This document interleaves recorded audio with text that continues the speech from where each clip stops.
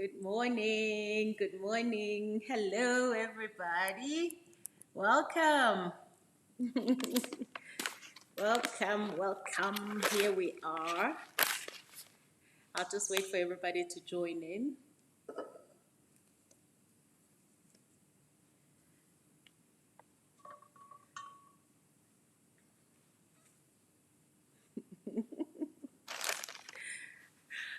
I'll just hang tight for people to start joining in, and then we can get going with the session.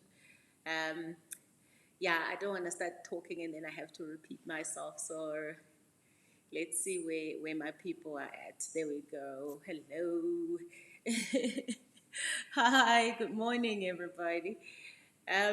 Yeah, so we'll just let people join in as they join in, but I'll probably just get going now. Welcome, and thank you so much for joining. Um, come in, come in. So, how are you guys doing? Tell me how you're doing and where you are watching from. Morning, Taizo. Good morning. So, speaking it that way.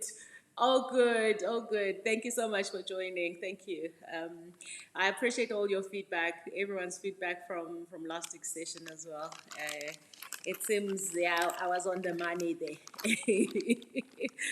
So, all right, let me just wait, maybe just give it a few minutes and then I'll get going because I have a lot to talk about today. So, and I'm going to spend little time cooking, but you'll see what I'm cooking today. Good morning, Faith. Good morning. Welcome, Faith. Faith is one of our very special members, Faith Mzalo. Hi, hello, good morning. So yeah, today I'm actually making a special dish in this home, any Xhosa home, in fact. You can guess it. I'm making samp today. Morning, Busisa. Good morning. I'm making samp today with a lamb knuckle casserole, but this one is Amanda's way, Amanda's way. Hello, Laura. Good morning. Morning, Novantu. Welcome. Um, weather like this, and clearly we're not. We all don't know where summer has gone. So whilst we're still having rainy and grey weather, we shall stick to some warm hearty meals. So I just want to show you, I mean, my samp, because samp cooks, it takes a long time to cook. It's already been in the stove. Well, I put it in the pressure cook because I'm not one of those people who are going to wait 8 hours. Hi, Fari Rai. Good morning from London. Hello. Tizer is dialing from Gauteng, from Randburg.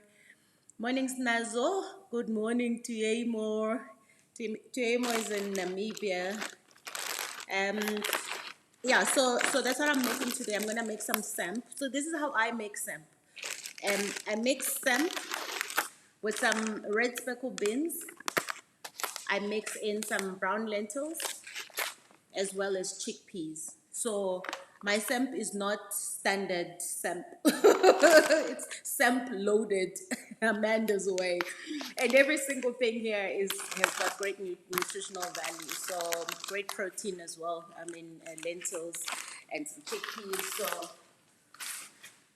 I'm just gonna put that there because I'm already the samp is in the pressure cooking.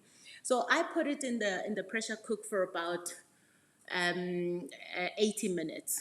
If you cook samp on the hob, it cooks, and it depends on the texture that you want. I like it to be properly cooked. I don't like crunchy samp. So on the hob, it would take you about 6 hours or so. If you've soaked it overnight, I think it may take you 4 hours. Morning, Nandi. First time listening in. Oh, well, welcome. I hope you get to catch up on the other sessions. This is our fourth session of the year. And Maria, good morning. Thank you so much. She's looking forward to the show. And Wedumelo, good morning. She is from Katun, Northern Cape. Oh, lovely. Okay, let's get going. So the other people will just have to catch us up along the way. So as per usual, so I'm making samp with a lamb knuckle casserole, but this casserole is my way. So it's got an element of curry, it's got an element of casserole. So what I'll do is just chop up some onions and let it just heat up some oil. You know, I think by now, you now understand the basis of my cooking is olive oil, browning onions, and garlic. That's how we get some flavors going. All right. So how are you? What have you been up to? Ask me some questions because once I get going with our topic today of boundaries, I think I'll do my best to leave time for some questions. But if not, I mean I'll answer them when after the session. So tell me what you're up to. What have you been up to? How are things going with you? Are you well? Morning, Nangula. Tell me how you are. I've actually been really good. I'm preparing to be in Botswana for my retreat next week. So I start my trips next week. Next week is Botswana retreat, really special out in Chobe Lodge. And then with just a hand-selected, well, they were not hand-selected, really. Tickets were advertised, they sold out within an hour.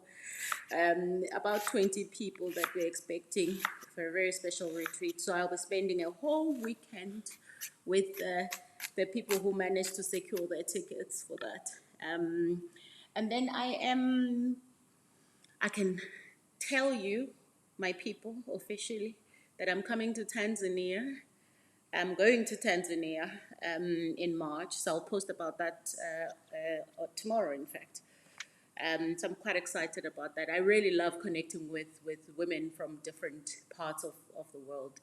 And I think it's a, I mean, just before the year ended, I went to Namibia, I went to Lesotho, and there's something really, really wonderful um, about connecting with people whom you otherwise wouldn't be able to connect with. So I really love that. And I love the fact that I can get on an airplane because traveling has been scarce. And hi, Samantha. Samantha is from Namibia as well. Hello. I'm coming back to Namibia, by the way. We're just finalizing some dates of when I'll come back. So I shall be back. And Vuyokazi is from Port Elizabeth, Ekerberg in South Africa, also cooking here. Thank you. You inspired me to cook every Sunday. Oh, thank you so much. Thank you. All right, so let me. Nothing exciting here. I just chopped up some onions. I'm gonna put these in the hot oil now. Um, okay, and then I'm just gonna let that brown a bit. So I'm making some nice lamb knuckles. Sammy's from Lesotho. Hello. I hope you were at the event. All right, let me show you what I'm making today. So I hope those people who don't eat meat are not offended seeing a pile of meat. But these are, and I love knuckles because they cook quite quickly as well. So I've got some lamb knuckles. But what I then do, I always mix them up with just a couple of pieces of lamb loin chops. So I just cut them into pieces. It's a pile of meat. It's a lot of meat, but my family eats meat. That's what we do. Anyway, Farah Rai says, can't wait for the topic today. Wonderful. Kolelwa, morning, Amanda. First time connecting. Welcome, welcome. Nozi says, I was actually reading Therefore I Rose, started yesterday, and I'm halfway through. So just as I switched on to YouTube, you get music and clean. There you are. How awesome. Oh, thank you so much. Precious is in Lipalele in Limpopo. Welcome. Rose, hello. Okay. Welcome, everybody. Thank you so much. I appreciate you joining. I appreciate your feedback. I'm going to get going very quickly. Um, so one of the things I do with my meats, I like to load them up with vegetables, especially if I'm stewing them. So you'll see I'm going to put quite a lot of vegetables. You'll see some favorites, some constant appearances on my menu. And I love garlic. So, but remember, when you're cooking with garlic, just make sure that you release the gas. So you fry it like you do the onion, but not for too long because it burns quickly. So I'll show you in a moment how I'm going to be making my knuckles because I'm quite excited about that. Yes, today we're talking about boundaries. Boundaries, what are they? Why we struggle to hold them up? You know, how we can, what the advantages are of having boundaries, as well as how we can actually learn to have boundaries. So I think that, I mean, by now you probably have come to realize that the topics that I tackle are topics that a majority of people, you know, struggle with. Um, and also it's topics that are not necessarily unique to one person. So it's always nice to let people know that you're not the only one that goes through things like that. Because it's easy to think you are mad and there's something wrong with you, but everyone goes through some of these things in some shape or form. And also, um, I never want you to come here and watch this and then walk away with no practical things for you to do. So that's why these sessions are very, very, very practical. It's not, I mean, I don't just talk for the sake of talking. I say something so that at least I can help a couple of people, and yeah. So you know, I do put in a lot of time preparing for the sessions because I don't take you for granted, and I don't take what I do for granted. So I hope you get helped. And these sessions, you can watch them time and again. You can share them with your friends, your colleagues. Yeah, so Diema is here to recharge for the week. Thank you. All right, so let me quickly show you what I'm doing. Um, and as is now customary, I'm gonna quickly get the cooking out of the way so that we talk. I'm using a couple of spices. So what I do is I burn the spices a bit on the heat, but don't burn them, just heat them. Uh, so I've got some meat masala, I've got some medium curry, and then I have some ground coriander, I've got ground cumin, and then I've got some herbs that I will then add. I use tarragon and oregano. There probably are some rules around how you cook, but I don't have them. I don't follow any rules. I just cook with my heart. So I'm gonna put some medium curry. To be honest, I mean, it just depends. It's not too spicy, so it just depends. Oh, that heat went into my throat. It just depends on how much meat you're cooking and how you like your spices. So this is what I'll show you now. So this is what I'm doing with them. Oh, they already smell so good. Because there's heat on the stove, so I'm just gonna put it back on the stove. So I'm just literally gonna let it heat up just a tiny bit. So we'll maybe let that happen for about 30 seconds or so, because we don't want to burn the spice, because once it burns, then you don't get the real benefit of those aromas. Um, Witumela says, looking forward to hear more on balancing boundaries and walls. Oh, Ndumi, welcome. Taizo invited you. Yeah, please feel free to invite anyone you feel will benefit from these sessions. Okay, so what I'll also then do now, because my spices should be good, because you just want a bit of heat on them to release the aromas. Now I'm gonna pile this meat. It's a lot of meat. Eh? There's some serious meat eaters in this house, I tell you. And then I'm gonna show you what it looks like. Just a moment, just a moment. So we'll get the cooking out of the way. And then what I'll do is I'll add, let me actually show you what I'm doing now. So I'm adding the cumin. I prefer adding the cumin directly to the meat and the coriander.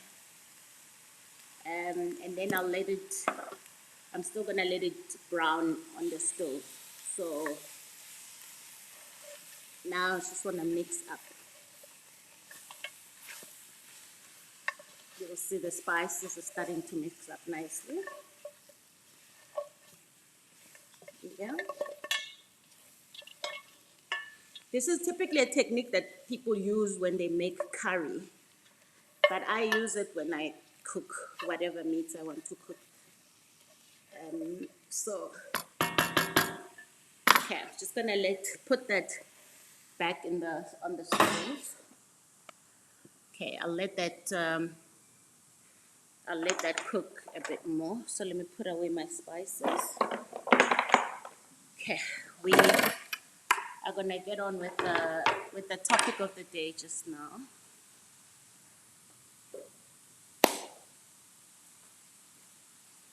Okay, so I'll just keep a I'll just keep an eye on the. Let me move this towards me. Okay, I'll just keep an eye on this and I'll keep showing you what it looks like.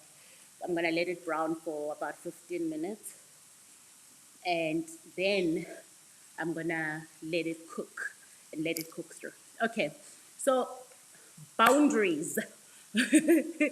Let's first of all, what is a boundary?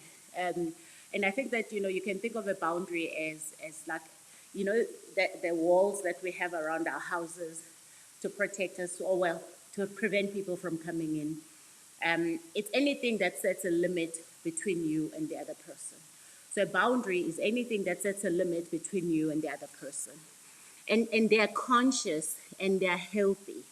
I think that we'll talk a bit more about some of the different kinds of boundaries, but the point is that boundaries are conscious. So it's not something that just happens by itself. You must purposefully put up those boundaries.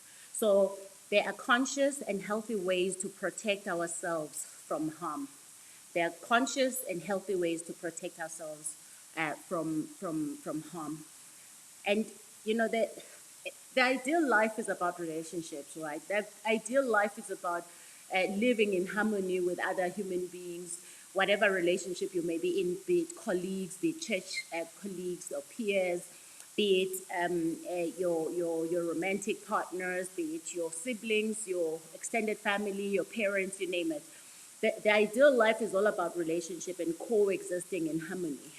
But if you are faced with hostility, if you are faced with abuse or being manipulated, then you have got to draw a line of how much of that you're willing to take. You have got to draw a line of how much of that you are willing to take. That's a boundary. Boundaries are unique to each individual. So my boundaries may not be the same as your boundaries. That's why sometimes when we advise people, we should be so careful to want to impose what we believe are our boundaries onto other people. So boundaries are quite unique to each individual. What I find offensive, somebody might not find offensive. And what I find to be an infringement of my personal space, somebody else might not find it to be. So it's important to just be aware of um, what your boundaries are. So let me just quickly turn. Okay. That's looking good. So what I'm gonna do quickly is I like to use stock when I let my food cook. So I'll just use beef stock. So I use powder. By now you know. Just give me a moment. So I'll just put a little stock instead of just plain water. I use stock to cook my food because then the flavors will sip into the meat as I cook it instead of just plain water. So it's just because I'm gonna let this cook for quite a while. So that's just stock that I'll add to the meat. Okay. So I'm gonna let that cook and then we'll keep checking on it. But for now, it will just be the cooking process. Okay.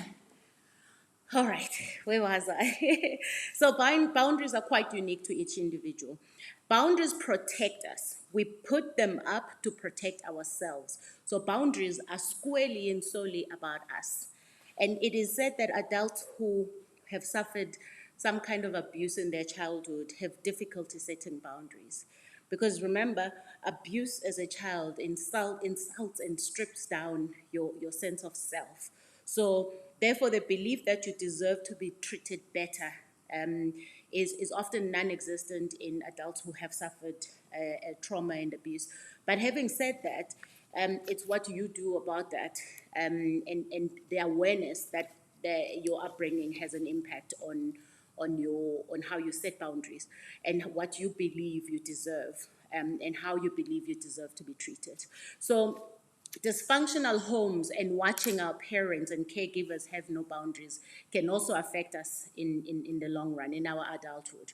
So remember, our lives become, the reality around us become what we believe, become our lives. So if you've grown up in an environment where there were no boundaries and there was dysfunction, chances are you won't have a sense of what boundaries are and why you need them, because you never got to experience that as a child. So boundaries are limits that you put in place to protect your well-being. They are limits that you put in place to protect your well-being. They have to be clearly communicated. And they have to be clearly communicated. So not just the what is the boundary, but also the consequences of breaking a boundary. You may have to repeat that, by the way, before you get to a point where you evoke consequences. So you have to clearly communicate to people what your boundaries are. And because people are so used to breaking boundaries and infringing on people's personal space and emotional space and physical space, that sometimes it takes a while for them to get the idea or to understand that actually this is a line and you have crossed it. So you may have, and again, it's about your threshold. You may have to repeat yourself to some people to say, listen, you are infringing on my boundaries. So boundaries are all about you and for you. They're not about the other people. They are for you and only you, to protect your space, to protect your well-being, to protect your mental health. You cannot set healthy boundaries if you do not know yourself. So knowing yourself is a prerequisite to setting healthy boundaries. Because how do you know what boundaries to set if you don't know who you're about and what you're about and what offends you and what doesn't offend you? So if you haven't changed your opinion of yourself, unfortunately anything goes. People will, you have porous boundaries, what we call porous boundaries, where anything goes, anything comes in, and there's no filter in terms of what is acceptable and what's not acceptable. So how can others respect you if you don't respect yourself? And it's so important to think back to our session last week when I was talking about self-esteem and why that is such a critical foundation to be successful in your life. So think about that conversation as we carry on with this one today. So resentment builds up when you don't communicate your boundaries. You know what happens when you're not communicating your boundaries and people keep infringing and keep violating. You grow resentful. And anger surfaces when you don't uphold boundaries. But remember, you cannot build a house on a weak foundation. So the reason a lot of people can't uphold boundaries is because that foundation is weak to begin with. So you're setting boundaries on foundation that is not strong. So things like getting to know yourself, things like investing in who you are and strengthening your self-esteem are key ingredients to learning how to uphold boundaries. And I'll give some examples as I go ahead. So just bear with me as I go through this. So you have to strengthen your idea of self and use that as a platform to demand better treatment for yourself. So you have to strengthen your idea of self and use that to demand better treatment of yourself. But not just from those around you, it has to start with you first. How are you treating yourself? Because how you're treating yourself is how you're educating the people around you in terms of how they should treat you. So I think with a bit of that background, let's explore the different kinds of boundaries. So there are physical boundaries. So we'll start off with physical boundaries. So physical boundaries refer to your personal space. They refer to your body, to your privacy. It's all about your personal space. And an example of how you can set a boundary, a physical boundary, is that, if for example you're in a romantic relationship and you tell the person, if you ever hit me, we are done, that the boundary is you cannot lay your hands on me, and the consequence is our relationship will end if you do that. But then, I always say, if you're gonna go down this road, please can you make sure that you go ahead and execute on the consequences, because so many people are in abusive relationships, and it's a vicious cycle, because from the moment it happened, you said that you would leave, but then you didn't leave. And all you do now is keep threatening that you're going to leave. But this person realizes, oh, actually, I can do whatever I want because this one is never going to leave. Of course, people end up leaving when they leave, or they end up leaving through death, or they end up leaving in other unsavory manner, or they get to a point where they actually decide, I've had enough, and they leave. But often the damage is already done. So that is probably a common example of physical boundary, and how you can actually ensure that people understand that there will be consequences if they breach your physical boundary.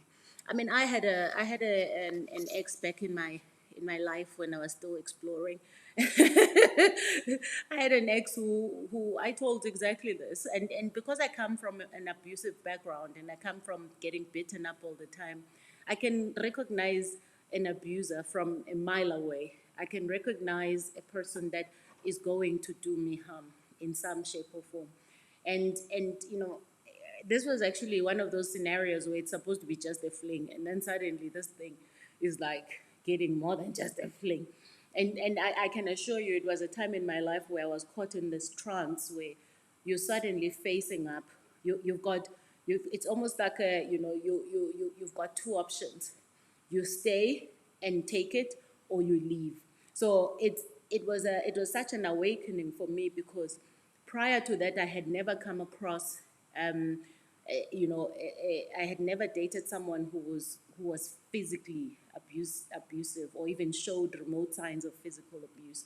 So there was a so when I was encountered that, I was triggered by my background. I was triggered by my childhood, and I could see the signs. I could see the signs, and I made it very clear: you ever touch me, you and I are done, and I'm going to the police. He was a lawyer. So, but I was ready to fight him. Let's just say it didn't take long. He tried to, and I fought him off, and that was the end of the relationship. So what I'm saying is that you you must be, when you say consequences, you must be willing to go through with consequences. You must be willing to lose something in order to gain the bigger empowerment of yourself. In order to gain your dignity, you have got to lose some of these things. So threats, it's just manipulation. If you keep threatening someone that you're going to leave if they touch you, if they swear at you, if they push you around, you are never going to leave, and they are never going to stop. So unfortunately, people that end up in abusive relationships, it didn't start when people are now married, or often not. It often started long before, in how the person spoke to you, in how they were trying to control you. I mean, this guy started by telling me, why a girl can't have short hair. Why do I wear shorts? I must wear a dress. Right there was already a sign of, this one, disaster. So I saw it coming, and I'm really grateful, to me, myself, and I, that I took the bold decision of saying, no, it's not going to happen. Even though, I mean, he was, stature, and you name it, all those things are there. I'm like, I don't care. I'll make my own money. I'll build my own stature. I'm not going to be treated like that. As a child, I probably didn't have much choice, but as an adult, I have a choice. I absolutely have a choice. So you have a choice. Anyway, so if you don't uphold boundaries, you are subconsciously saying you deserve the treatment. If you do not uphold boundaries, if you do not hold people accountable, if you do not evoke consequences for how people treat you, you are subconsciously telling yourself every single day that you deserve how they treat you, and that you don't deserve better than that. And there's a direct correlation between this and people who have a low self-esteem. So boundaries should really be upheld. There's a question here around relationships and finances. I'm going to get to that, so just allow me to get going. So another example could be your partner inviting people over when you just want to relax, and we all know this, in-laws. You don't want them to come, but then your partner brings them. So that's another one. I think you all know about this one. so so the consequence is that that partner might have to actually entertain those people by themselves.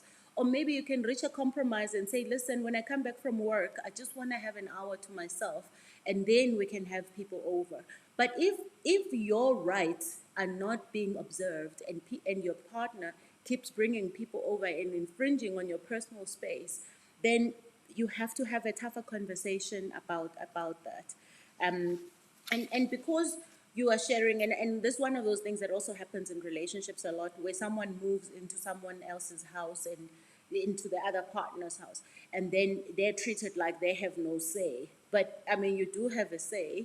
You've both agreed that this is the space that you're going to share, so there has to be mutual respect in terms of what are the goals and what are the no goals, and how are we going to handle these kinds of boundaries. So the other thing is that, and a lot of us women may have found ourselves in a situation like this, and out of shock, you're not sure how to react. So inappropriate touching or unwanted sexual advances is a sign of your physical boundaries being breached. Now, when people are hugging you at work and then their hand just goes below the line, you know the line. The line is there. It's an unspoken line. We all know it. It's there. And someone just breaches that line. I think half the time we don't say, hey, stop that. What are you doing? We are so shocked that this person is actually doing that, that in the moment you don't address it. So it's so important to be aware of what makes you uncomfortable. And I don't necessarily believe that you have to address it in the moment that it happens, but I think that you have to find what your parameters are, what your thresholds are. So I'm the person that will, because I never want to overreact, so I probably won't address it in the moment, but I'm gonna find the moment, and then I'm gonna be like addressing that, especially inappropriate physical contact. Also, something that happens a lot is people looking through other people's emails, your files. You all know this, looking through your partner's cell phone, you are breaching their boundaries. You are breaching physical boundaries. And people who are insecure are people who want to see what's on the phone. Listen here, you are going to find what you are looking for, okay? So stay away from people's phones. In fact, I just think that it is unacceptable to breach your partner's privacy because you have trust issues. So if you have trust issues, any issues, you need to dig into that and understand, why do you have those issues, and address the real issue. Because going through someone's phone, I don't understand what it is that you think you're going to achieve. I mean, listen, in my house, and I've been married 15 years, I've been with my husband for 16 years. I don't touch my husband's phone. He doesn't touch my phone. Even when it rings, nobody touches it. Nobody says, oh, your phone is ringing, or who's calling you. We don't do that. We respect each other's privacy. And remember, I have friends. He's got friends. Some of the things that I get from my friends, I see it on the, because my WhatsApp, I automatically download media. I I see it in my album, and I'm like, woo, what the hell? so, so thank God I don't exactly keep those friends around anymore. But there are people who will send you things that are completely innocent in the context of your relationship with them. So they're a friend, they're a bestie, and you're laughing about something, it's a joke. But the minute somebody else sees it out of context, it may be taken as something else, it may be misunderstood. So if you have trust issues with your partner, you need to address the issues. Don't go around playing detective. It only hurts you. It only hurts you. Um, and I've always said I don't want to go down relationship advice and things like that, but this particular topic is smack bang in the middle of that. So anyway, the other people that breach another physical boundary is people who talk in your face. I think it's even worse now because I mean, please don't talk in my face. And then now when you start seeing spits come out of people's mouths, you're like, oh Jesus, that's it. I'm gonna die from COVID.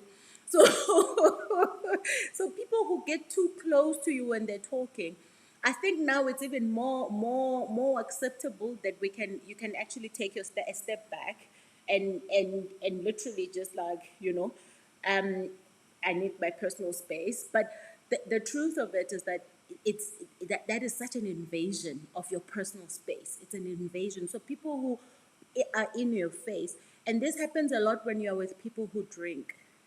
Like if you're drinking, and you've got those people who don't know how to handle themselves when they're drinking, and then they want to speak and spit in your face. It's just like, whoo, Jesus, kind of people are these, darling? The point is that when one party always feels aggrieved or unheard or unseen, resentment grows. So it doesn't matter what kind of relationship it is. If somebody keeps treating you, if you keep feeling like they don't respect you, they don't respect your boundaries, they don't see you. And I mean, I've had a friend who did that. Clearly, they were not a friend. Needless to say, we're not friends anymore. In the fact that someone who feels who bullies the situation, and they think they have rights to your personal space because you know each other, and I just think it's rude for anyone to invade your personal space is just rude. So tell them. So actually, this conversation around financial boundaries, financial boundaries in a relationship, I want to get to the second type of boundary, and that's financial boundaries. And this is all about money. Okay, so it's all about money. It's all about the moolah, and it's in relationships. Money is probably the least talked about thing. It's the least talked about element. Yet it is probably the one that causes the most trouble. Money causes a lot of trouble, especially when boundaries have not been identified, where conversations have not taken place about how money is going to be handled in relationships. So there must be clear discussions around that. There has got to be clear discussions around that. Conversations about joint account versus separate accounts. I remember when we got married, we we we agreed to have a joint account. But I think my husband didn't realize what he was getting himself into. It didn't last very long. I think by month three it was done. We're like, okay, you go back to your account. And it was more like he just couldn't handle the amount of activity in the bank account, because my husband has got very different management of finances to me. It was we didn't talk about some of these things. We just said, okay, joint account, because we just got married and stuff. By the way, don't ever do that thing, okay? Don't do it. You can have joint responsibilities, you can agree to responsibilities. Joint accounts are a serious problem, guys, because my husband does not like debit orders. So my husband doesn't like anything that anyone who can go into his account and take money without him paying it. Whereas I like the convenience of debit orders. So to him, because we actually joined his, when I say joint account, I joined his account. And because not for any other reasons except that the bank he was using was better than my one. Okay. So, but I think there was just so much activity. He was shocked every single day, every single month. He's like, "What's happening?" And I'm that person, because I love cooking, so I'm always at the stores. Groceries. I mean, I spend a lot of money on groceries. So for him, it was like, what the hell is going on? So we agreed to just stay separate, and then we fell into our different responsibilities within the home. So I think another conversation that does not take place is how the household savings are going to be managed. Because even if you have separate accounts, you still have a responsibility towards the household. So you need to be talking about those things up front to say, okay, how are we going to save for the household? How much do we contribute towards the savings account, and how much money should always be in the savings account? And let's talk about expenditure. If you want to spend from the household account, how do we do that? So many women earn great cash, Girls are making money. Girls are killing it, okay? But because they still fall into these habits where there are no boundaries. You find girls who are waking up and working hard every day, making serious cash, having to ask for permission from their partners to spend money. And I just don't think there's dignity in that. I don't believe that we went to school, we work so hard to make our cash that we must then ask for permission. So to remove that indignity, you must agree the parameters, agree who needs to do what. So a joint account is no longer the only solution to household expenditure or household finances.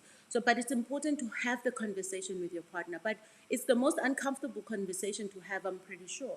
But it's the best thing you're going to do for yourself because you still want some independence, even if you are within a union of some kind. So you must have those conversations. And unfortunately, nothing in life is going to happen unless you do something about it.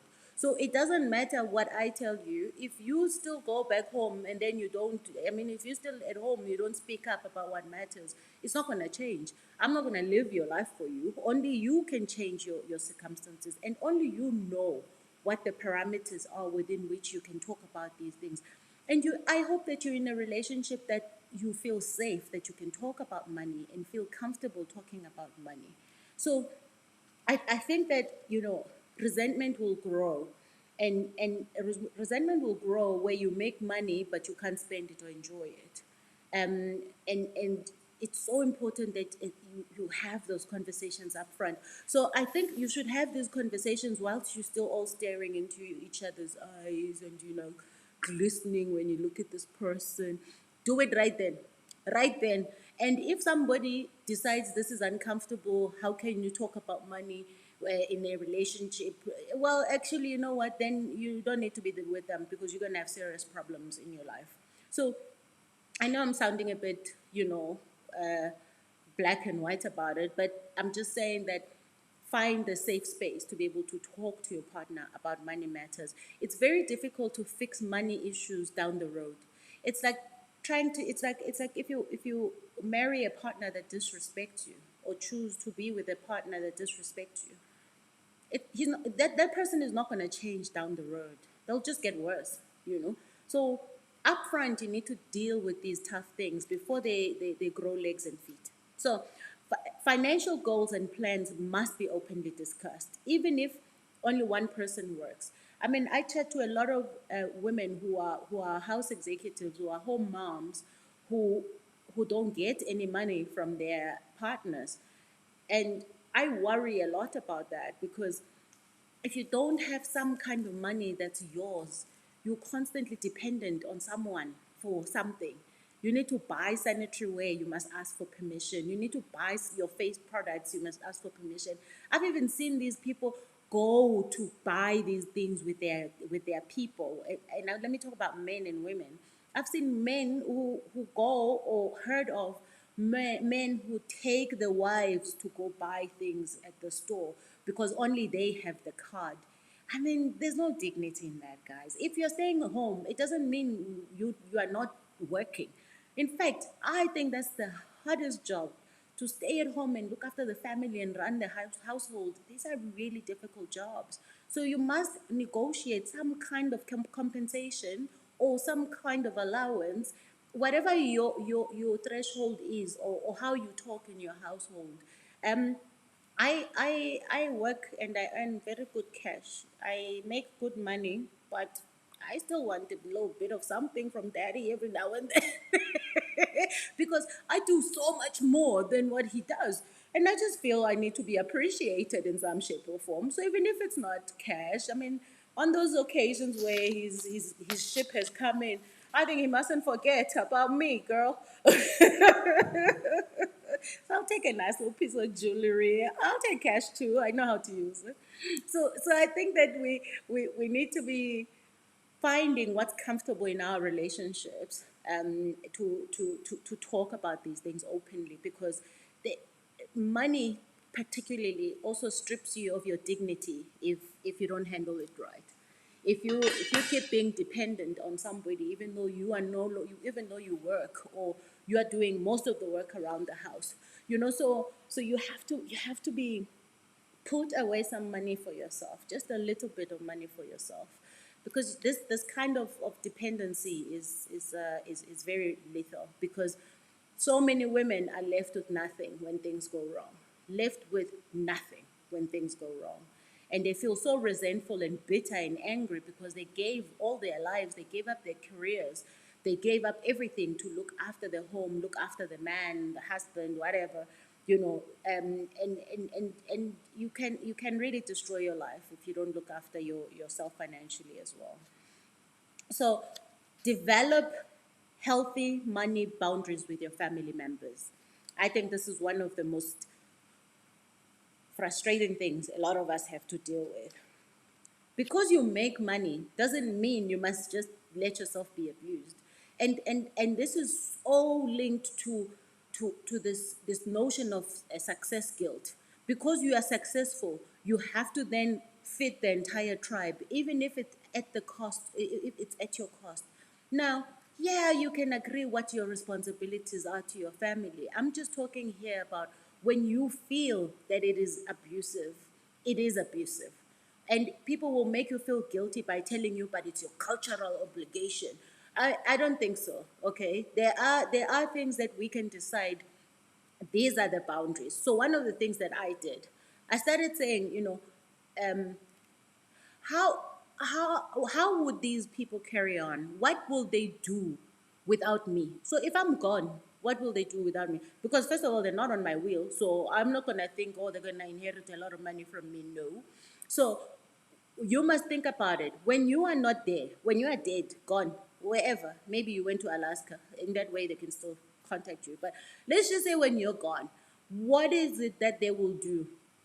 So I always thought, because I was that person, whatever little I had, feed it to the tribe, to a point where I was borrowing money to get by. I was living on credit card for everyday expenses because I was so overstretched, and supporting this one, that one, and their children and their tail, you name it. So I think that it is abusive to let yourself get trapped in conversations about it's your cultural obligation. And because you are successful, you must look after everybody.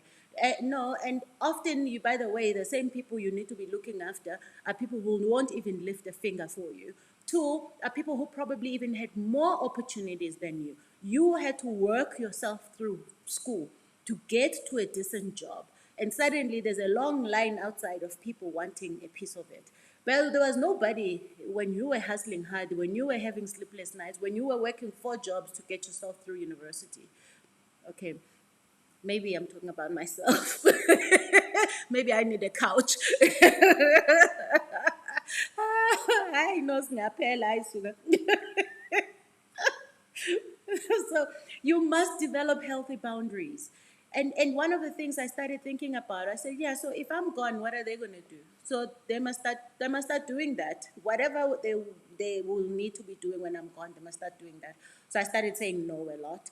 Of course, you lose favor, you lose people. But that's when you start realizing these people never cared for me to begin with. They just wanted what they wanted from me. So don't think that, you are hanging on to these people because you don't want to be abandoned. No, they emotionally abandoned you a long time ago. You are just an ATM, you're just a bank account.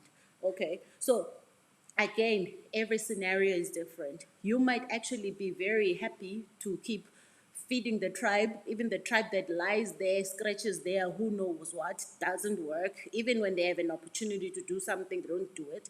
Because, guys, money you don't work for is the best kind of money, okay, for these people. So you keep feeding, you keep building or growing the monster. You create this monster of codependency and unhealthy dependency. I will support somebody who comes to me and says, Amanda, I need money, I'm starting a business. I'll find some money and give it to you as a sibling. I'm not talking about you guys, please don't contact me. I don't mind that. But somebody who just wants, and they're not prepared to work. Unfortunately, in South Africa, we've got a serious issue of entitlement. We have a serious issue of entitlement guised as cultural obligation. There's no such thing. I've worked for my money. I'm going to decide where my money goes. Okay, I wasn't always like that. I had to learn to develop some boundaries. But also, I have some non-negotiables. So my mother is not going to go to bed hungry. That's my obligation to God. So I'm clear. Even with her though, it's not willy-nilly randomly. You just want money. No, no, no, no. You will get your money on the 25th of every month, so you can plan around that. Not in between. You can just, because that's what happens. You keep feeding the requests. They keep growing. They keep becoming more unreasonable. And in the meanwhile, you also have your life to take care of. You have student loans to pay back. You've got a house that you need to pay. You're trying to get a car or a house. You you're just trying to just get going with your life. So sometimes I think that we really have to critically question these cultural norms that have been imposed upon us, because maybe back in the day there was an element of community and communal, and people supported you or whatever. I don't know what your circumstances are. I just know that I got nothing. I was just, people were just taking and taking and taking and taking, and I got nothing. Some of them didn't even call me on my birthday. I'm better, man. I have issues. Anyway, so say what you can and cannot do. Do not force yourself into a corner where you cannot look after people, and it costs you to keep looking after them. You have got to be open and honest about what you can and cannot do. And guys, because you make the money, it doesn't mean you must subject yourself to abuse. You also have your future. You have your children's future. Maybe you're planning for your children's future. So imagine how much you are stealing away from your children when you keep feeding to the other side, where there's actually no appreciation or reciprocation of any kind. And and and and, and it's all about expectations and demands, and taking and taking and taking. So we cannot keep hiding behind culture, and not deal with abuse. Abuse is abuse. So I built my boundaries around that. In fact, to be honest, the day I decided to build some financial boundaries was the most empowering thing I've ever done. Because if it hurts you, if it's painful for you, it is painful for you. I mean, I don't think any of us who sit and want to see our families suffer. But there's very clear lines of how much you can do. I mean, the things that I've been asked before have been so unreasonable. They cost me my family. They cost me relationships with my family, with my siblings, and that's okay for me.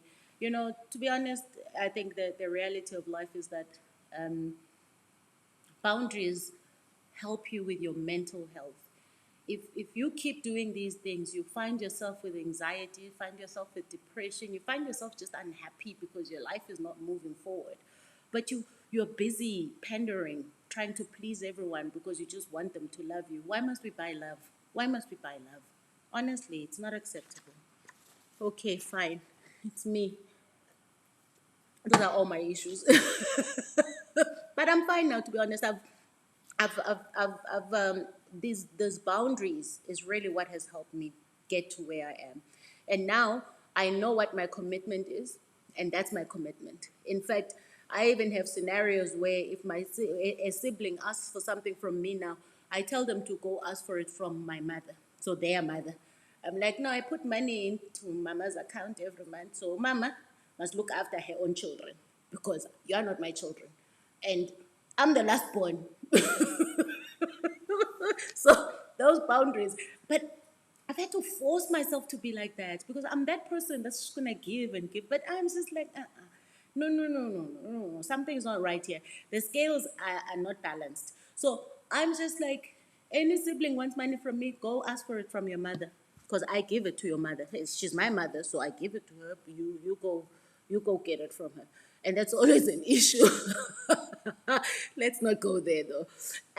So so another way is asking yourself what they would really do if you were not around. So if you're feeling really guilty about building some boundaries, ask yourself, financial boundaries, ask yourself what they would do without you. Um, so unrealistic expectations lead to resentment, and we all know this. Um, And there's nothing more heartbreaking than getting yourself into difficult financial positions just so you can buy love, just so you can please others, just so you can hang on to the little that you have. But you soon realize when you develop boundaries, but that there was nothing, there was no love there anyway. So it's really important. Anyway, let's get on to intellectual boundaries, because I can spend all week talking about financial boundaries and literally spewing out my own issues. It's so gangek. So intellectual boundaries, when people disrespect your point of view, you know these people who are so intellectually competitive that only their point of view matters, that there is no other opinion, and they treat you like an idiot or an enemy because you disagree with them. Um, I actually believe that even if it's your partner, if you are having a conversation and you feel like they're being condescending or you're being talked down to, you have a problem with intellectual boundaries, and you have to start developing those intellectual boundaries. So what I do with people is that I do not engage in topics that I know are sensitive and can lead to a possible breach of boundary. So on what I typically do is I don't like to engage okay, small-minded people. Small, I call those people small-minded, the ones who close up to other people's opinions, the ones who treat you like you don't know what you're talking about. So I just refuse to engage with them in conversations where I know there's going to be an issue, because they act like only theirs matters. And and we, often those conversations are around religion, politics, sport, anything that gets people's blood boiling, abortion, whatever things that are quite controversial or get people's emotions really worked up. If you're with small-minded people, you're never going to get anywhere. So don't even try to compete. If it's your partner that does that, you must clearly tell them that I'm not going to engage in this conversation with you because of how they treat you. So the consequence is that I will not engage with you, okay? I will not engage with you. It's the same thing that happens in the workplace, where people think they're the smartest in the room and they talk over you, and they're constantly trying to show you off as you know less than they do. You must have boundaries around that. Those are just stupid people. Fourth one, sexual boundaries. Sexual boundaries. This is your comfort around what is okay and what is not okay around physical intimacy. So you should never be forced to do something that makes you uncomfortable. You should never be forced to do something that makes you uncomfortable. Even if you are in a marriage, you are in a relationship, you have rights. You cannot be doing things that are not comfortable with you. So have the conversation around what are your boundaries around physical intimacy. Some actions or experiences may trigger past traumas. So they may trigger past traumas. Be open about that, and say that this triggers a painful experience for me, so I don't want to do it. And be okay with the fact that you are not going to be everything to your person. There are things that you're just going to be like, I know that's not me. It's not happening. That's I know. So feel safe enough to have those conversations, and I hope you're in a relationship where you can have those conversations. And unfortunately, we also live in a country that says that, and again, cultural norms, where because you are married to somebody, they own you. Where women's rights and women's ability to say no to uncomfortable things is hindered by the fact that culturally, you are my wife, you will do what I want. There is no such thing. You have rights as a human being. In your relationship, you need to set boundaries. And I'm just saying here, you cannot be a slave to anybody. If there's something you're not comfortable with, say you're not comfortable. Don't just carry on and do it just for the sake of pleasing somebody. We unfortunately come from backgrounds and norms where it's expected that you must bite your tongue and tolerate abuse and tolerate pain just because you have to be satisfying somebody. They must satisfy themselves. If they're doing things you don't want to do, tell them you don't want to do those things. It makes you uncomfortable. So don't think that because you are in a relationship, by virtue of being in a relationship or marriage, your rights have flown out the window.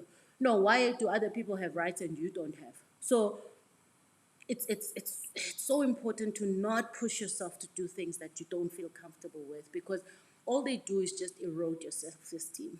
They erode your self-esteem. They erode your sense of self and your sense of feeling. Fifth one, emotional boundaries. Emotional boundaries, these are boundaries that protect your sense of self-esteem. When they are weak, you are open to being hurt by words, by actions, by thoughts. Um, and you can't set emotional boundaries if you're not acquainted with your emotions. So you have got to understand your emotions. You can't set what those boundaries are if you have no clue what triggers your feelings or what triggers certain emotions. So because you are in a relationship does not mean you have disappeared. Whatever relationship it is, it does not mean you have disappeared. You have got to know where you start and where you end, and where your partner starts and where they end. We like to think that because we are married we are now one. We are not one. I found you with 32 teeth. You have your life, you have your friends, you have things that you believe in that I don't believe in. But you know what? We've got a common set of values, we've got a common set of understanding. So, but even within that, there are very clear boundaries. There's very clear lines where I start and end and where you start and end. And this concept of being intertwined, and I still don't buy into this concept of my husband is my best friend. No, no. My husband is my husband. He's my life partner. I enjoy life with him. And I can see how people are like, oh, you're my best friend. No, guys, some of the things, I mean, me and my best friends, the things we say, I doubt that it's things that he would find funny or appreciate at all. So I don't think so. As a result, I have very clear boundaries around how I respect my husband, how I treat my husband, the things I say to my husband. Because let's be honest, it's not. I can say some things to a friend and they laugh them off, or it's like, it's an inside joke between us. My husband may not find it funny. I mean, I think I remember in the early days, I would say someone is so hot on TV because I'm just like, yeah, the person is hot. What's the problem? Hey. So what am I supposed to do now when you're telling me other people are hot?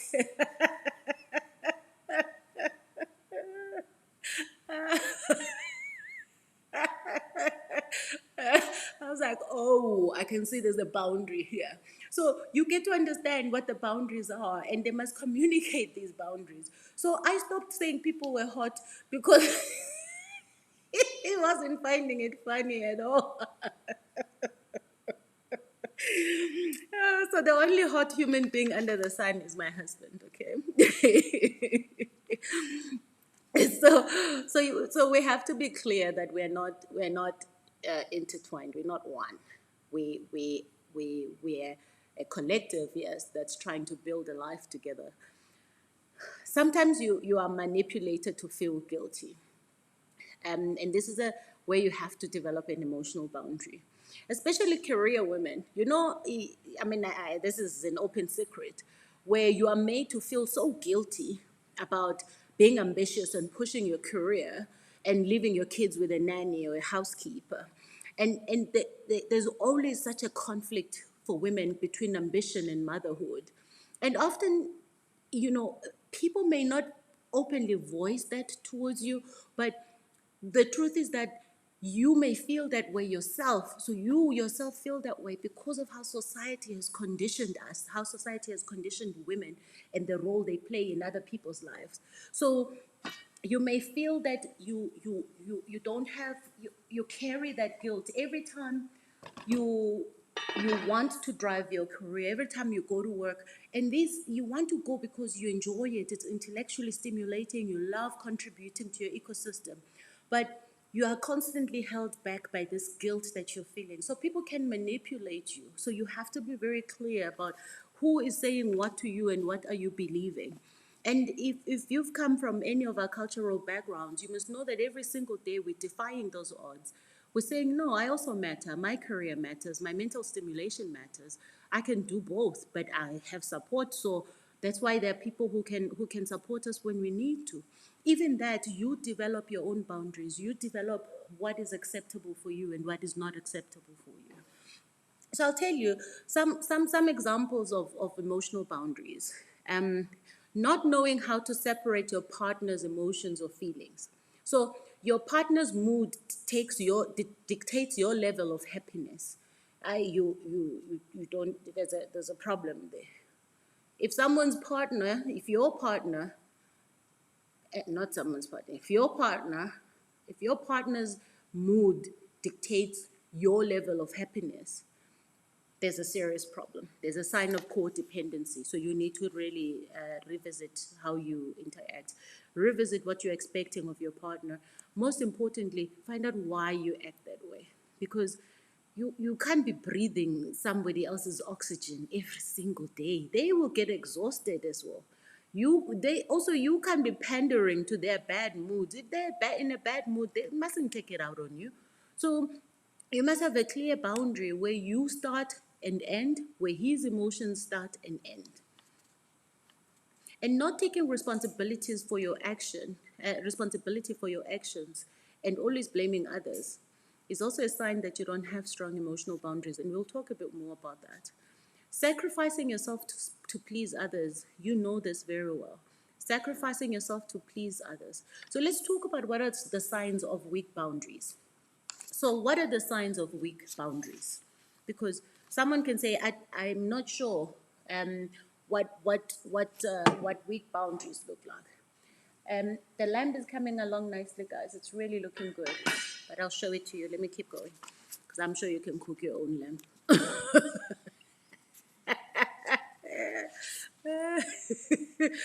So, you okay? Okay. You can go that side, yeah. So the signs that your boundaries are weak, porous, or non-existent is that if you're always feeling taken advantage of. So if you're always feeling taken advantage of, doing everything in a relationship and getting no appreciation back. This applies to everyone, not just romantic relationships. It can be siblings, extended others. This is a sign of giving more than you should and expecting something in return. This is a sign of that you are giving more than you should. So if you constantly feel like you're being taken advantage of, you have weak boundaries. The boundary violation is that you did not pull back when you realized the lack of appreciation. So the violation has been violated there. The boundary has been violated because you did not pull back when you realized the lack of appreciation and not getting what you had hoped for. So you just kept going, kept giving when in fact you were not getting anything in return, so you will grow resentful. So I'm talking about signs of weak boundaries. Two, you cannot say no. You cannot say no. People ask you for inappropriate things, you want to please them all the time at your expense. If you cannot say no, that's a sure sign of weak boundaries. It can be boundaries at work where you're constantly taking on more than you should whilst other people go and have soup with their families. Or it can be you constantly overextending yourself and doing things that you are not equipped or trained to do. Also, it can be in your romantic relationships where you are forced to do physical, intimate things that you are not comfortable doing. So if you cannot say no, also if you're constantly giving people money because you cannot say no, if you're constantly overstretching your time because you cannot say no, overcommitting is a sign that you have weak boundaries. 3, you constantly allow people to cross the line with no consequences, and you're the one that ends up feeling bad. So you constantly allow people to cross the line without consequences. You have weak boundaries. 4, blaming others. This is a sign that people keep violating your boundaries, or they're not, or those boundaries are not firm to begin with. Once you own your actions and reinforce boundaries, you start to know when you are breaching them. So even when you are breaching your own boundaries, you are able to see that, okay, I'm faltering here, because it's easy to breach boundaries. It's not, I mean, none of us, I don't think boundaries is a nice thing to do first to begin with. But when you start realizing the benefits of it, when you start realizing how empowering they are, that's when you realize you have to keep going.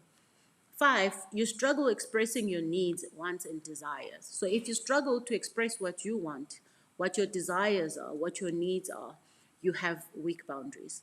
If someone constantly disrespects you and you don't speak up about the hurt they've inflicted on you, you are teaching them that it is acceptable to treat you that way.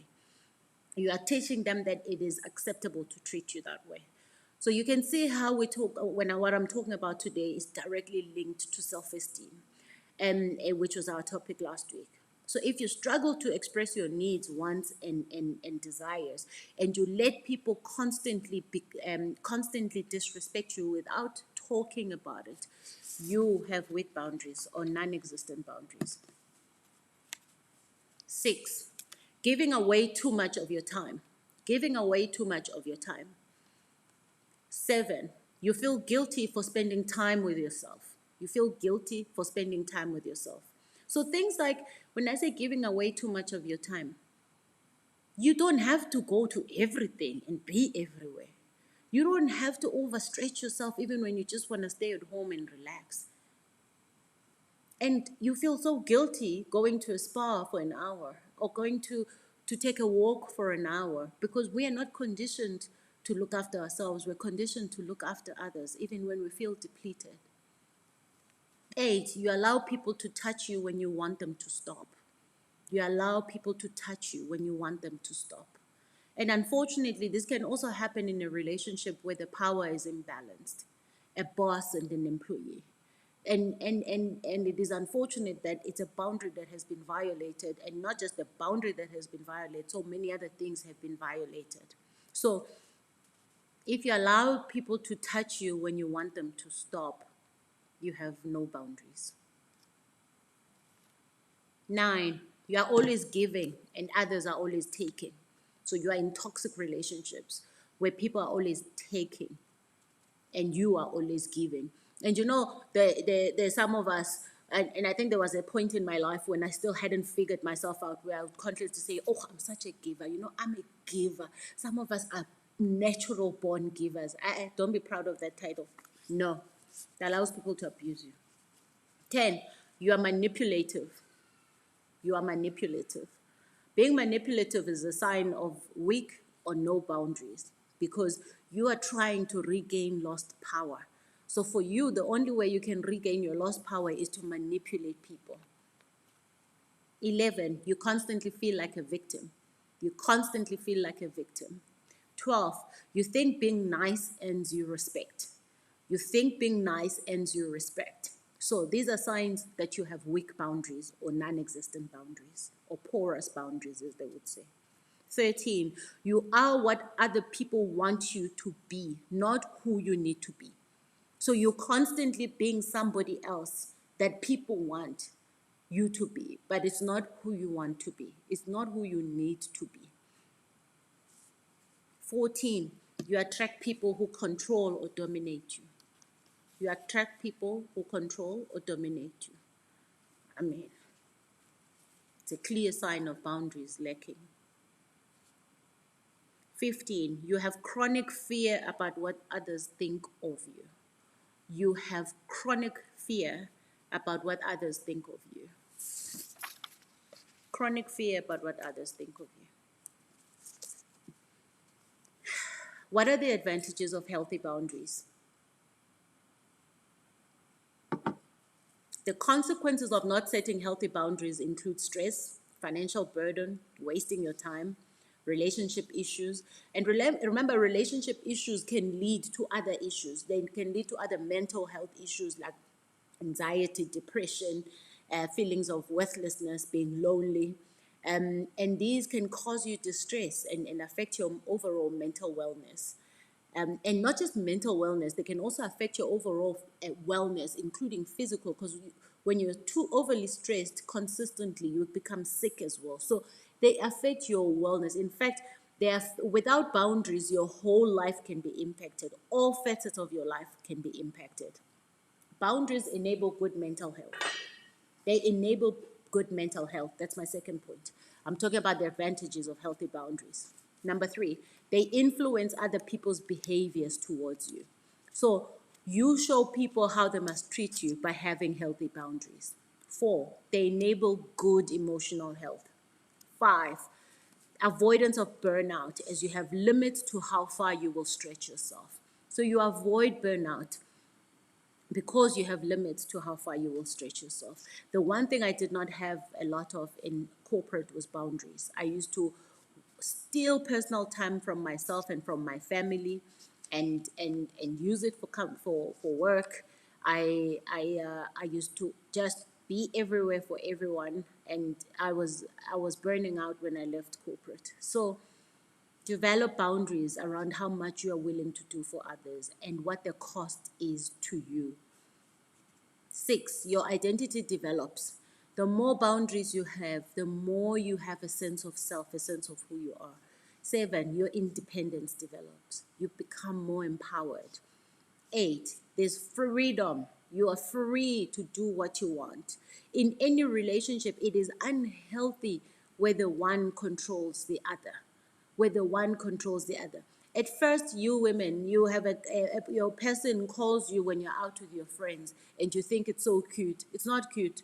When you're out with your friends, you're out with your friends. You'll be back when you are back. These people, they start by doing these little cute things, and then the next thing they just want to know where you are, who you are with, when are you coming back. I mean, come on, who are these people?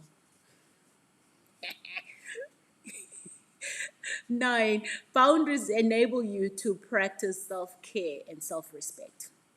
10, they enable you to communicate your needs in a relationship. So there's every reason why you should have healthy boundaries. There's every reason why you should have it. They allow you to make time and space for positive interactions. Because when you are with people, you're not resentful, you're not feeling angry towards them, you're not with people that disrespect you. So it is so important to want to have those healthy boundaries. 12, they allow you to have high self-esteem. They allow you to have high self-esteem. 13, they protect your physical and emotional space from intrusion. Your physical and emotional space from intrusion. Every time you feel uncomfortable, you need to develop a boundary. Every time you feel uncomfortable, you need to develop a boundary. The problem is that we always want to justify people's actions and make them feel comfortable, even when we are uncomfortable. We like to justify people's actions. We like to explain their actions and make ourselves feel small and violated. Again, subconsciously, we're constantly eroding our self-esteem. We're constantly telling ourselves that we don't deserve to be treated with dignity. We don't deserve to be treated in the same way that we want. We don't deserve people to change their behaviors towards us. Boundaries empower you to make healthy choices. My 14th point. They empower you to make healthy choices and to own your life. And to own your life. And 15, you will feel, was that 15? You will feel more courage and freedom, and you will be yourself. I don't think there's anybody who should live in fear. So let me ask you a question. Let's answer the question, why is it hard to uphold boundaries? Why is it so hard to uphold boundaries? One, fear of rejection. Two, fear of abandonment. Three, fear of being labeled difficult. Four, fear of confrontation. Five, feeling guilty. Six, we were not taught healthy boundaries, either by watching what happens around us, watching our parents, our caregivers. We were not taught boundaries. Seven, some people have FOMO. They fear missing out. So they'd rather not have boundaries. When people say, come to another event, third one in the week, at night, instead of thinking I should be with my family, those people think that, oh my gosh, I'm missing out. I want to go. So FOMO, fear of missing out. So many people suffer from that. Yo, I'd rather miss out, guys. I'd rather miss out on everything, in fact. Any invite, just such an inconvenience in my life. 8, perfectionism. Opting to be stressed rather than let somebody else down or drop the ball. So you'd rather kill yourself trying to please people. 9, social expectations. Social expectations are that we should always be doing for others, and I'm talking particularly about women, that we should always be doing for others, even when we are depleted.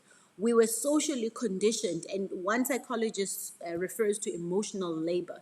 Emotional labor is expected and demanded from women, in particular when from women in particular, where everyone's emotions must be nurtured.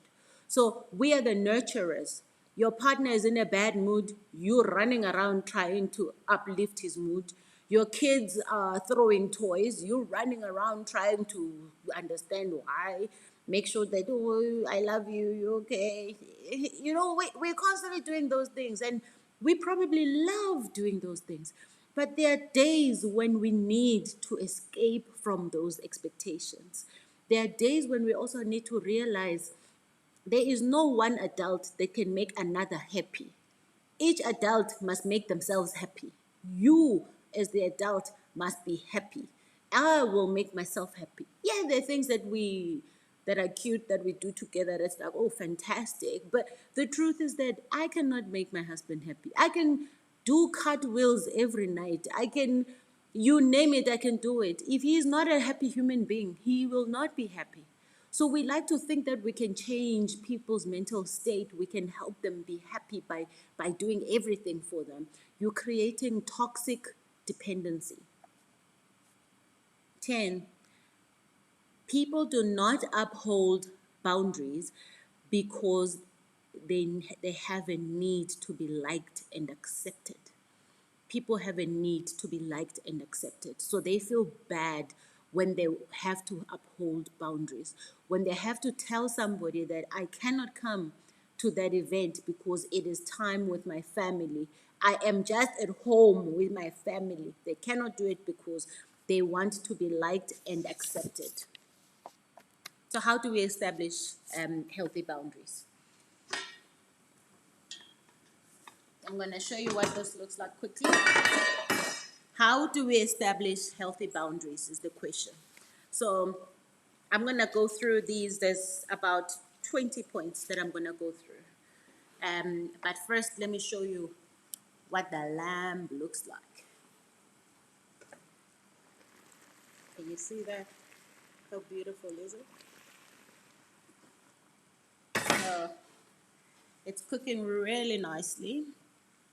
So what I'm going to do is just keep letting it cook some more. I'm going to add a little bit more water.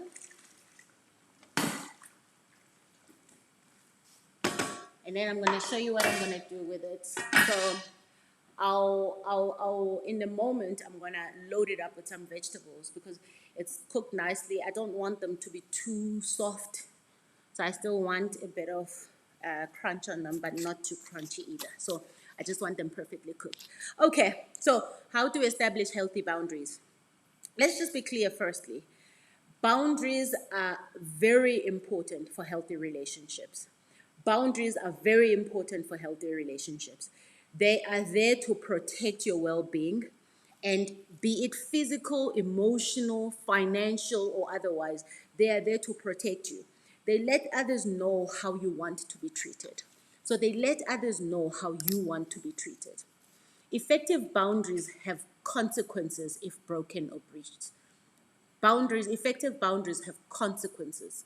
So you must be very clear about how far you are willing to go to protect yourself. Doing things for others without regard for your needs, wants, and desires can cause serious problems and great suffering. When you are constantly putting yourself at the back of the line, on the back foot, sacrificing and compromising your well-being just to please others, you need to establish healthy boundaries. So stop overcommitting. stop overcommitting. If somebody asks you to do something that you don't want to do, and you know deep down in your heart if you want to do something or not, take a moment. If you don't know how to say no, take a moment and say, let me think about it.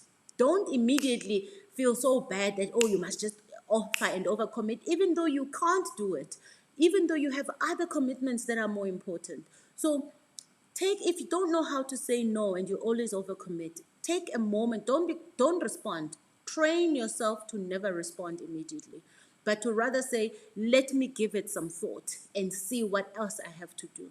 And there, that way you allow yourself some breathing space, and then do what you need to do. Go breathe into a brown bag, whatever you need to do to be able to say no to people. But start practicing. With every single thing in life, you have got to start. Even when it is uncomfortable, you have got to start. The more you do it, so at first you'll feel bad, you'll feel embarrassed, you'll feel all sorts of things. Oh, they don't like me anymore. But the truth is that the more you do it, the more you realize the benefits of doing it. There's no point in going to do things you don't want to do. You just grow resentful, you grow angry. When I see people who are angry just for no reason, I'm like, okay, this one is suffering from lack of boundaries. Unhealthy dependencies can also be created if you don't establish healthy boundaries. So buy yourself some time to think if you struggle with saying no. Boundaries are for you, not others. Boundaries are for you. So this constant, I have to think about other people when I set boundaries, you are missing the point. The whole point is to keep those people out. So if you're constantly thinking, oh, how are they going to feel if I start setting boundaries, then you have missed the whole point. You have no boundaries, you'll never have them, you'll never be happy as a person, because all you're constantly doing is overstretching yourself, tolerating behaviors that are not kind towards you, and just accepting abuse overall. So boundaries are for you, not others. They are about protecting your well-being. So ditch the guilt. Ditch feeling guilty and feeling bad about telling people where the boundary is and how you want to be treated. Because again, if you keep falling into those traps, you are telling yourself that you are not worthy. You are telling yourself that you do not deserve to be treated with decency. And you have a right to boundaries. You have a right to boundaries. No one should make you feel guilty. They'll always try and make you feel guilty, but you have a right to your boundaries. I have a couple of boundaries. Okay, I have a lot of boundaries. You can't do the things I do and be the person that I am if you don't have boundaries, because you get pulled to every single corner. If you can't say no, you have a problem. But I also have a sleep boundary. So when I go to sleep, even I have a sleep time. Between 8 and 8:30, I must be in bed. If I'm having a late night, I'll go to bed before 9. But between 8 o'clock and 8:30 is my sleep time. I don't care who is in this house. My in-laws were recently here. I get up and leave them. I go to sleep because that's my boundary. That's my routine. So I'm not gonna stay up because there are people and then I must accommodate them. No, So I go to sleep. But also one of the things I don't do, I don't take my phone to bed. That's another boundary. I don't take my phone to bed because the minute I take my going to bed is about relaxation. It's about winding down. It's about shutting down my thoughts and regenerating my mind, my body, and my soul. So if I keep taking the things of the day, take the phone, and then I read a message before I sleep or check social media before I sleep, then the next thing I'm up, my mind is active, or something has upset me, or whatever the scenario is. So I have a line where I will not take my phone to bed, and I don't compromise on those, to be honest, unless there's like my husband is out at night, and maybe then I need to keep my phone next to me. Even then, I actually put my phone on silent because nothing is more disturbing than a phone that rings when you're sleeping. So I have a very rigid boundary around that. I also don't pick up calls when friends call me late. So my friends know, don't call me after 5 o'clock unless something is on fire. Even then, I mean, I think you should call the fire department first, not me, because At that time, I'm connecting with my family. I'm listening to my kids, how their day was at school. I'm trying to really stay focused and zoned into them. I'm preparing supper. So now I must take a call. I mean, I used to have a friend who would call and wants to talk for 2 hours. I'm like, Kantwena, what's happening in your house? When I'm busy being with my family and cooking and you want to talk for 2 hours, I'm just like, no, call me tomorrow morning. You can call me even at 7 o'clock. I don't mind. I'll pick up. But I have some clear boundaries around family time. And the more you allow those things to happen, the more porous your boundaries, the more people will breach them. So my friends know they mustn't call me late. So it's even clients know they mustn't send me. They can send me emails on a weekend. I'm not going to respond to them. I'll respond on Monday. I may read it, but I will only respond on Monday because if you keep if you keep responding at 9 o'clock at night to an email, clients start to think, oh, okay, well, this is your rhythm. This is how you do things. Your friends call you and they want to have a fat conversation for 3 hours on the phone with you around the time you're supposed to be with your kids. You don't even get to understand your kid might have gone through a really difficult time at school, or something might have happened to them, or they want to talk about an emotion that confuses them. You miss that opportunity because you're busy having a conversation with a friend. So one, you have to define what your values are. So I'm talking about how to establish boundaries. You have to define what your values are. That's the first thing. Know yourself, and define what your values are. Be clear about what is important to you. That's still one, by the way. Be clear about what is important to you. Two, you must have deal breakers and stick to them. You must have deal breakers and stick to them. Consequences are what holds up boundaries. So if people know that they can breach your boundaries anytime they want and there'll be no consequences, you won't take them to task on it, they will keep breaching them and you'll have porous boundaries. In fact, you'll have no boundaries at all. Three, you must understand and believe that boundaries are there to protect you and your mental well-being. You can only control yourself, and how the world deals with you, you control them through boundaries. You control them through boundaries. Number four, you must communicate your boundaries. So many don't because they don't believe their voice matters. They don't believe their voice matters. You must express the consequences and expectations.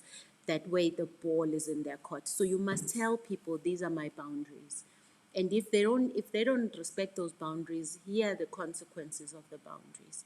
And communicate that it is your right to protect your well-being. It is your right to protect your well-being. Number five, you have to follow through with consequences.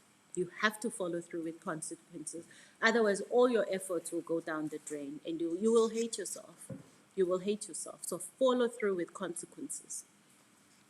No threats. Follow through. You can give people a chance, yes, if you choose to, but I'm just saying, remember, if you keep giving chances, all you're doing is telling them that it's okay to treat them the way they're treating you. Six, you will feel guilty, especially when people say you have changed. They will make you feel like you are doing something wrong. Stay the course. Stay the course, no matter how hard. No matter how hard it is to set boundaries initially. No matter how much people are telling you, you've changed. Why are you selfish? No matter how much you feel bad about it, you must understand it's for your benefit. It's for your good. It's for your own good.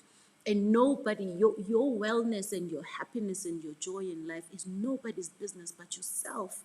It is your business. So you have to ensure that you do what is right to get to that vision of your life. So stick to it. Stick to your rules. Even if they say, oh, Amanda has so many rules. I don't care. It's my rules, my world. People will soon fall in line.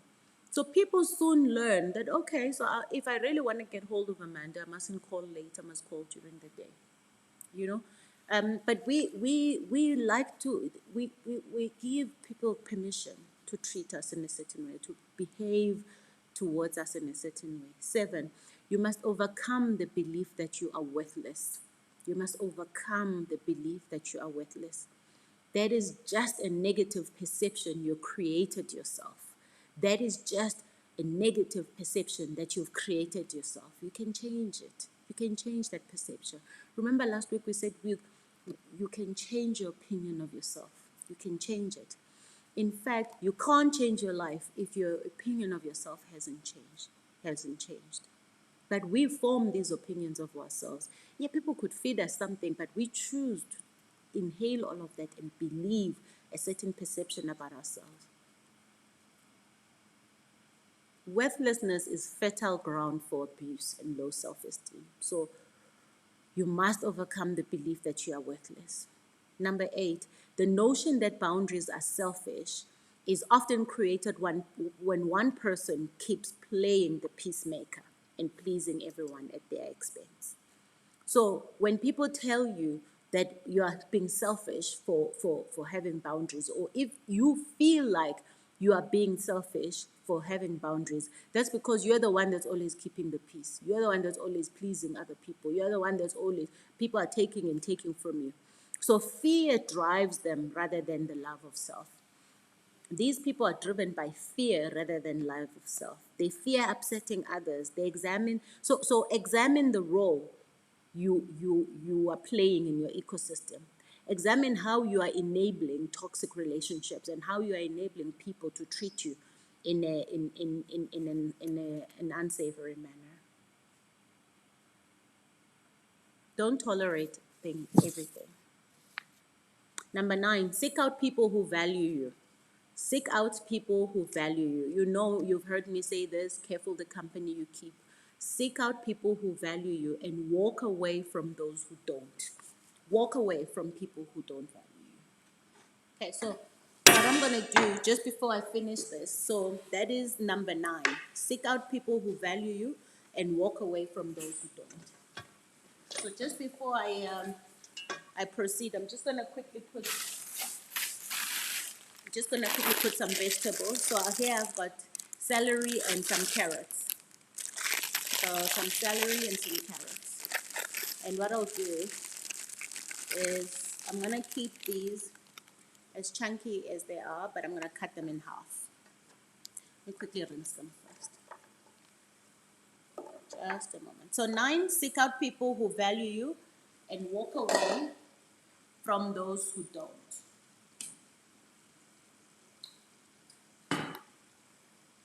Walk away from those who don't. Number 10, your needs are important. Your needs are important. You have to understand that. You have to connect with that. Your needs are important. They are just as important as the people you value in your life. They are just as important as the people you value in your life. So stop putting yourself at the back and compromising yourself because you think other people's needs are more important. Your needs are important. You cannot keep tolerating people who don't extend you any courtesy and then make you feel like you are being selfish when you put up boundaries. You have got to be discerning about who you give to. Number 11, be firm but polite in how you communicate your needs. Be firm but polite. So you don't have to throw your toys out and scream. No one is going to understand you or hear what you're saying. So calm down. Calm down and say what you need and say how people need to treat you. Be firm but polite. You don't have to be angry or throw toys. Say your say and remain calm. Say your say and remain calm. 12, be truthful to yourself about how much you can tolerate. Only you know how much you can tolerate. Remember at first I said boundaries are quite unique to each individual. So only you know how much you can tolerate. Okay, I also add some chunky, from this I'm gonna use the butternut because the butternut thickens the gravy really nicely. So I'm just gonna cut it into some smaller pieces, and I'll show you what I'm doing now. I'll cut it into some smaller pieces so that it doesn't take too long to cook. So be truthful to yourself. That's number 12. Be truthful to yourself about how much you can tolerate. What is the point of going to another family gathering if all they do is belittle you? Tell me, what is the point of that? Just so you can be seen to be the good daughter. If people belittle you, stay away from them. Stay away from them. Develop some boundaries. Number 13, be brave and willing to walk away. Be brave and willing to walk away. You cannot defend yourself or compete with toxic people. We all know this. You cannot stoop to their level because they will win every single time. You will never win. Walk away. Get up and leave. Don't even explain yourself. Don't even explain yourself. Guys, the other thing I really like, I like leeks and spring onions. I use both. So, sometimes people use leeks to replace spring onions, but I use both. So I'll just make them nice and a bit chunky. I want the green and the white part. So I'll show you what this looks like now. Okay, so number 14, remember there is no better self-care than boundaries. So you can go and spend all the money you want on every single hashtag self-care Sunday, self-care, whatever. If you have no boundaries, you're just wasting your money. You're just wasting your money. I'm not saying don't go, I'm just saying, if you think that's the only way you can have self-care, there's no better self-care than setting boundaries. There's no better self-care than setting boundaries. Because that way, you don't only develop a healthy relationship with how you treat yourself, you also teach people how to treat you. Teach people how to treat you. We like to fall into these trends of social media where self-care has become something of a bit of a show-off. No, self-care starts at home. Self-care starts with you. Doesn't start with how much you can show people, how much you can afford this and that, If you let people mistreat you, you can spend all you want, you'll never have peace. You will never have peace. Okay. 15. If people bring more harm than good in your life, cut them out. Cut them out. Walk away from them. Minimize the time you spend with them. Minimize how much interaction you have with them. Doesn't matter who they are, guys. I really, really I hate it when people think that other people have power over them and that they can treat them however they want. That they must constantly tolerate abuse and being treated in a disrespectful manner just because they want to be seen to be nice. They think they'll earn respect that way. If people bring you more harm, why are you keeping them around you? Why are you keeping them around you? What is the point of being with people who are harming you? Again, you have told yourself that you are not worthy of love, you are not worthy of respect. You have told yourself that you deserve to be mistreated. Again, remember, we need to go back to how we experienced these things. Because you experienced your mother being beaten up every day or your aunt or whoever being beaten up every day, doesn't mean that's what you should tolerate. We are adults now. We are accountable for our action and our choices and our decisions. So go back and fix the foundation. If the foundation is fraught, you cannot build any house, any lasting or strong house on that. Go back and fix the foundation. Only you know what your foundation was like. Only you know how those things you experienced show up in your life and how they influence how you show up. How you show up for yourself and those things that you care for. 16. You may need to repeat yourself in the beginning. So don't lose heart or lose sight of what you're trying to achieve. Repeat yourself. If you are in a loving and trusting relationship, you may have to repeat yourself. But you set a threshold of when to trigger consequences. You decide when you will trigger those consequences. You have a right to be. You have a right to be. And nobody should just infringe on that right by virtue of the relationship they hold with you. So let me quickly show you what I'm not done yet, almost done. But wait, don't run. Almost there, almost there. But I want to show you what this now looks like.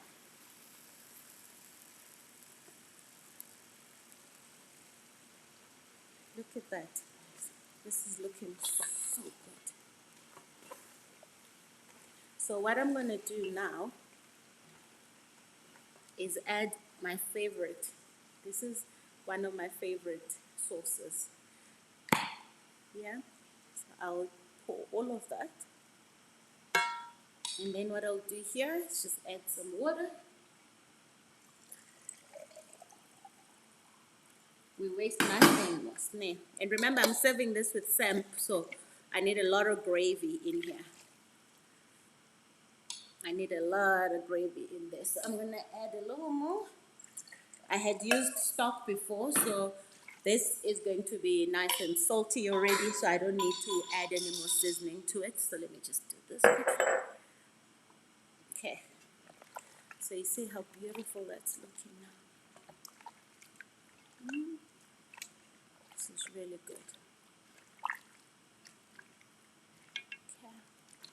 So what I'll do now is just add some French tarragon, just some dried French tarragon, and then I'm gonna add some oregano.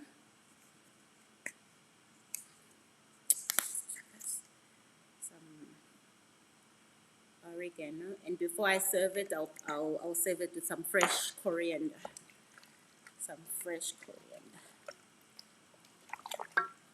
So you can see how beautiful it's looking. And what I'll do, I'll just add a little more water, and then I'll put it back on the stove on low heat, and then just let it simmer. And when you taste, I mean, you must always taste your food, right? If you taste it, then you realize you need a little more salt. Or I mean, you know how I am with black pepper. So I add a touch of black pepper. And because it's not too salty, because I added quite a bit of vegetables, the vegetables and the sauce have removed the saltiness of the stock, but it's still flavorful. So I'm just gonna do, this is pink salt that I use, so I'll just do a little bit, pour a little bit of salt. You must always check the seasoning of your food. Taste your food and make sure that it gets to that nice taste that you want, whatever your threshold is. So I'm gonna keep this on the stove. I'll probably add a little more water as it thickens. That is so good. That's really good. So that's how I make my casserole curried, curried casserole by Amanda. Okay.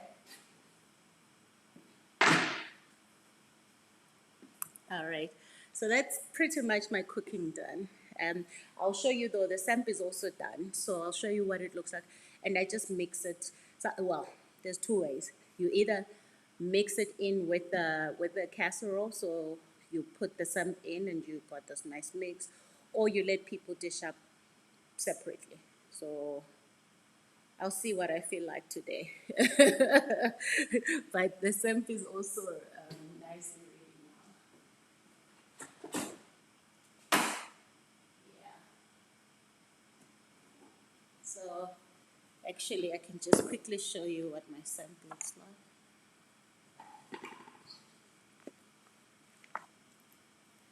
So let's go. See, I use a pressure cook. It's very old, so don't comment.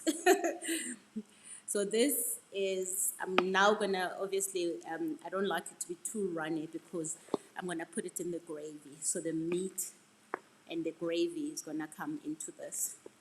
And all I do with samp is just put black pepper and some salt.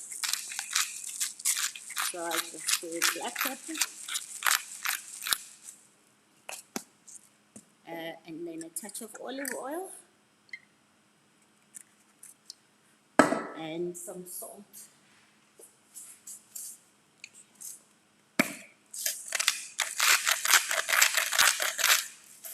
Salt. And then here, yeah, so before I serve it, I'll probably put a little bit of water and let it be soft a bit so that it sticks together. The aim is for it to stick together, but yep, this is my samp. That's samp for you. And this samp has chickpeas, lentils, red speckled beans, and obviously samp itself.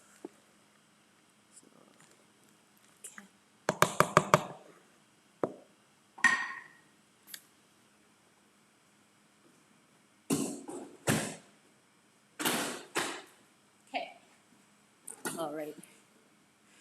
Okay, so that's my lunch done. Let me wrap up here as well because we've got about 9 minutes. Okay, so um,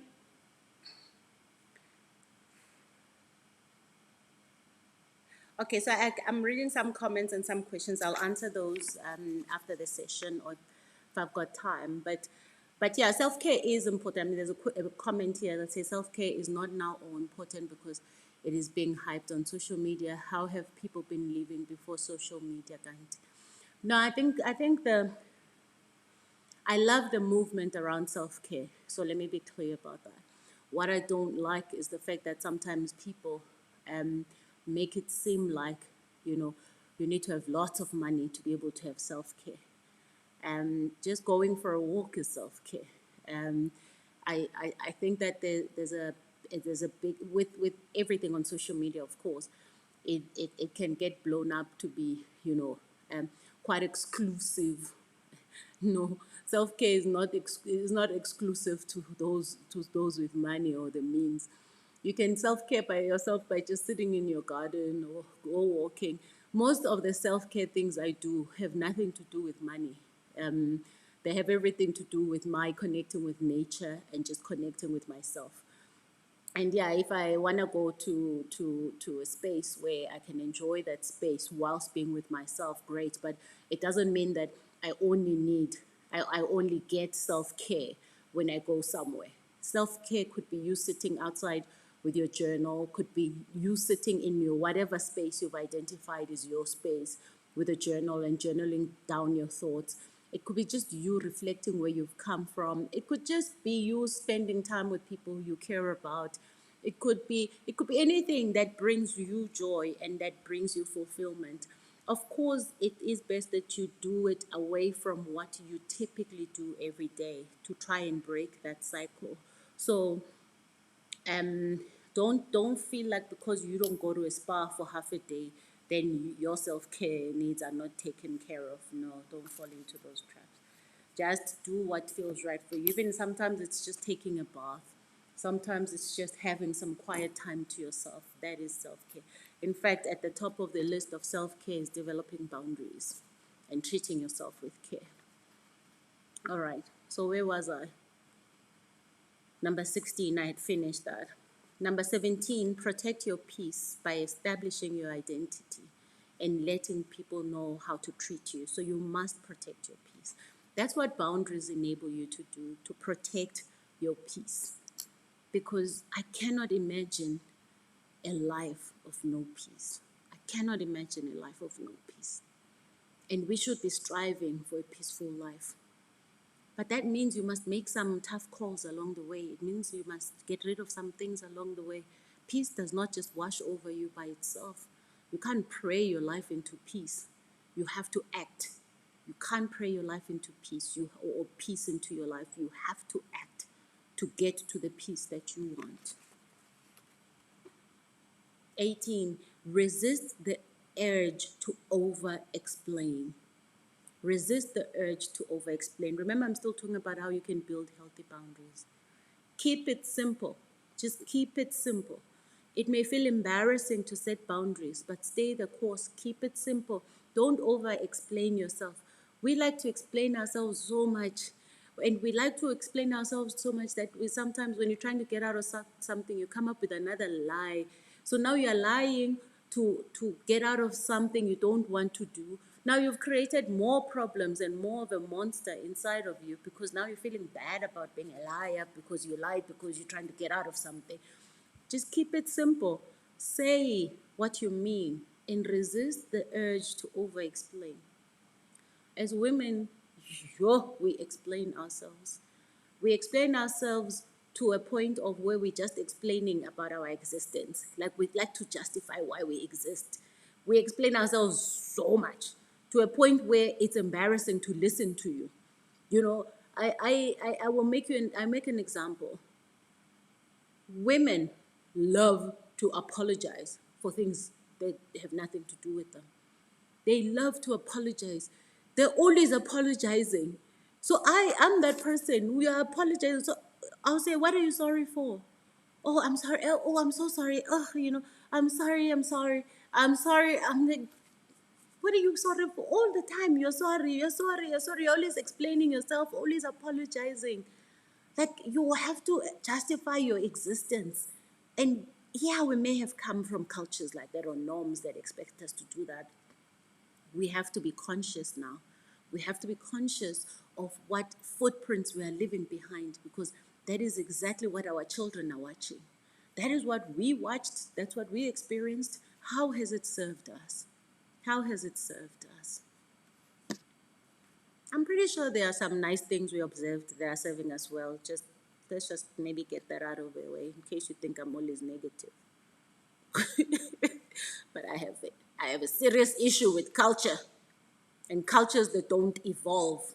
Actually, I don't have an issue with culture. I have an issue with cultures that do not evolve and are used to discriminate and prejudice against women and to keep women at the bottom of people's souls, to keep women at the bottom of the food chain. I have a problem with cultural norms like that. I studied culture at university, and I have a great appreciation of the fact that culture shifts, culture changes with time. So we cannot continuously want to hang on to cultural norms that no longer serve us now. Things have changed. Women work now. Women are independent. So it's no longer a woman's job is in the kitchen. I love being in the kitchen because I like to cook, but it's not because someone tells me to be here. My husband cooks. I mean, there are times when I don't want to cook. So times have changed. We need to stop hanging on to cultural norms just to perpetuate a status quo that no longer works. And it is so important to understand that when you're trying to break free into your freedom as a woman, you are not going against cultural norms. You're not. Those are long gone, they're outdated. Things have changed. When those were in place for our forefathers and our grandmothers or great grandmothers, you name it, things were different to how they are now. And values should be at the core of what drives human relations. Values should be at the core of what drive human relations. So women must constantly tolerate being abused purely because, oh, lobola was paid for you, so you are going to tolerate, you are going to stay, begezela. No, no. Let's respect each other as human beings. And you have a voice, use it. Things have changed. And when you're getting advice from people, please be cognizant of the advice they're giving you. Where are they coming from? What is their perspective of life? What is their perspective of life? Some of this advice that we are being given, you have a husband who beats you until you are blue and purple, but you have a mother and aunt who tells you, no, Begazela, stay put, just stay and, stay. What message are we trying to give to our children? What are we teaching our children?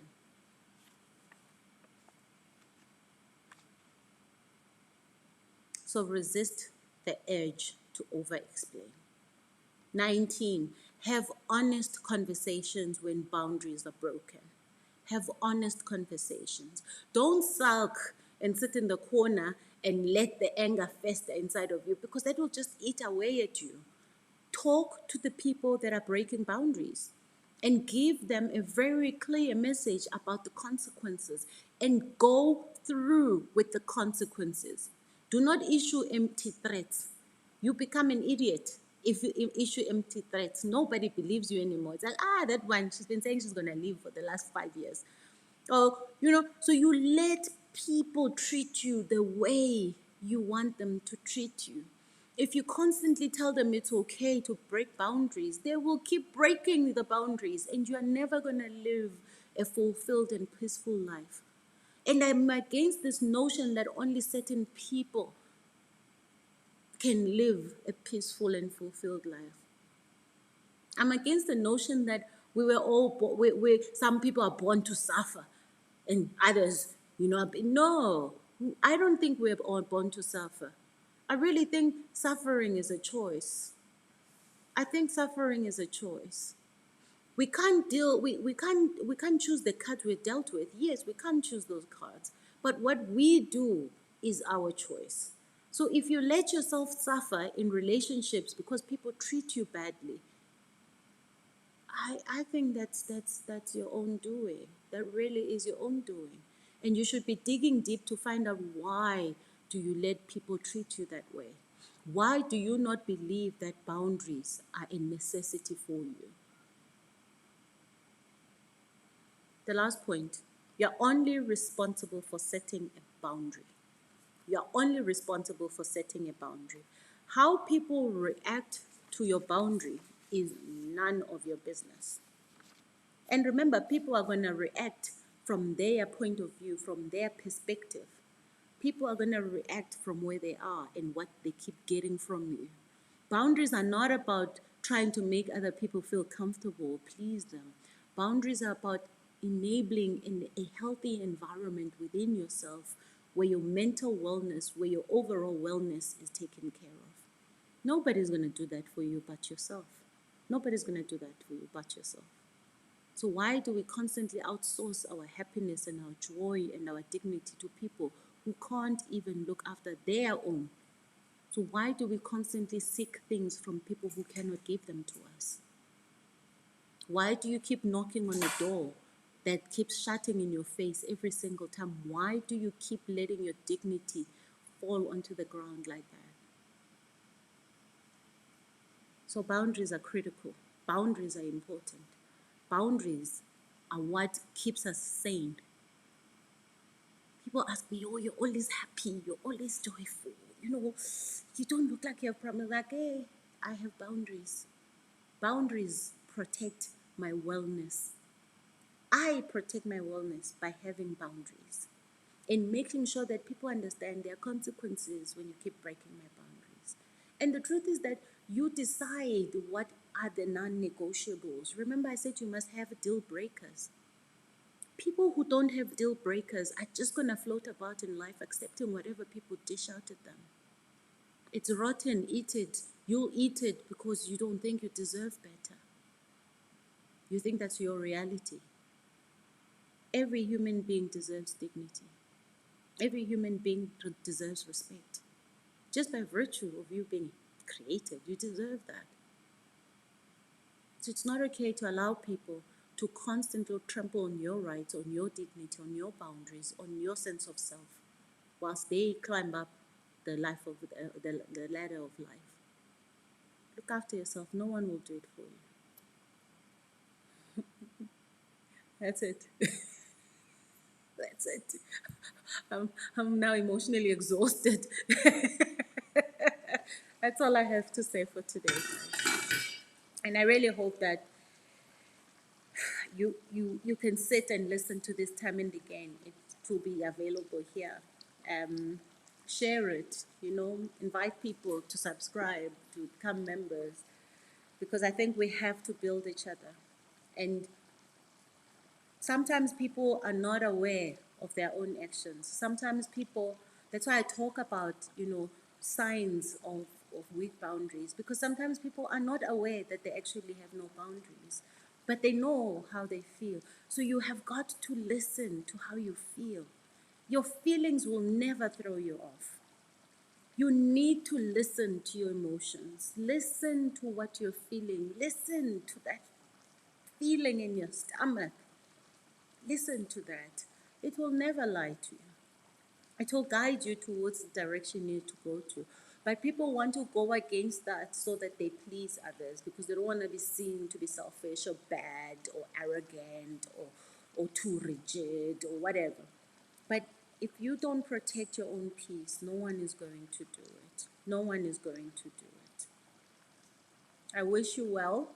I hope this week is productive for you. I hope you start developing some boundaries. I hope you start having some real conversations with your people. But before we go, it's not going to end without me showing you the lamb. Can you see that? How cool is that? It is looking so good. See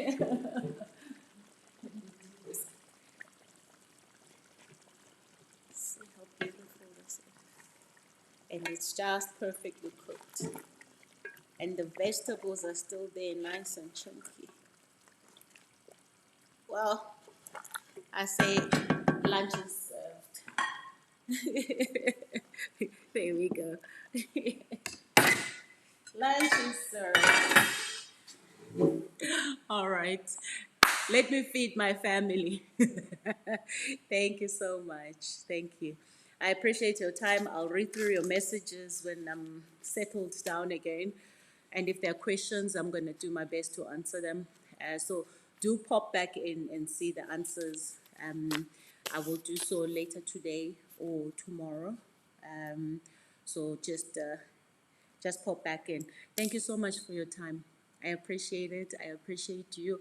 I hope that I've helped you in some shape or form. Thank you so much. But with Tumela, it wasn't an hour, it was 2 hours. With Tumela says, thank you for such a powerful hour. No, it was 2 hours. All right. Thank you so much, guys. Thank you. Enjoy a great week ahead. I am now going to feed the tribe. Thank you.